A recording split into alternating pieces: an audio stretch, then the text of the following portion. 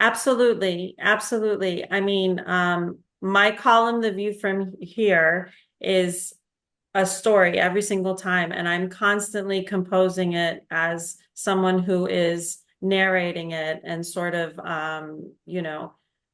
uh, helping people along the way. And I definitely think of it in terms of acting and being on a stage and how the story would be told. And it's important, right? The way that you shape your story and how you tell it. Um, I definitely think of it in those terms. And it's funny because my first physical therapist, James Fenton, who was a huge, huge help to me, um, we had a motto that was fake it until you make it.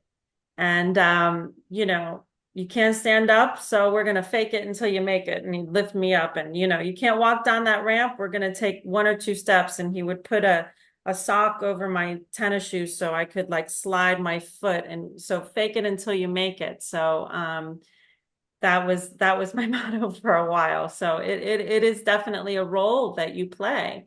You're experiencing it, of course, but um it's definitely a part that I feel that I was chosen to play. And suddenly you're thrust into this role that you didn't ask for.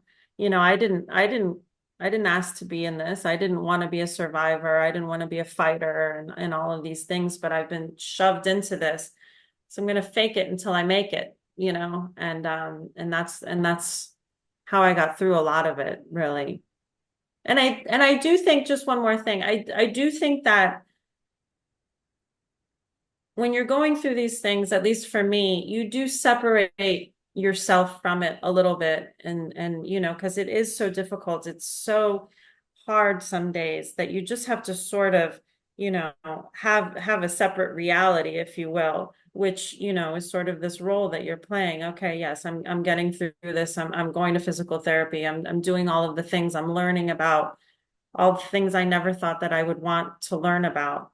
Um, and I definitely feel like you have to be sort of an alternate persona to get through it. I definitely think that.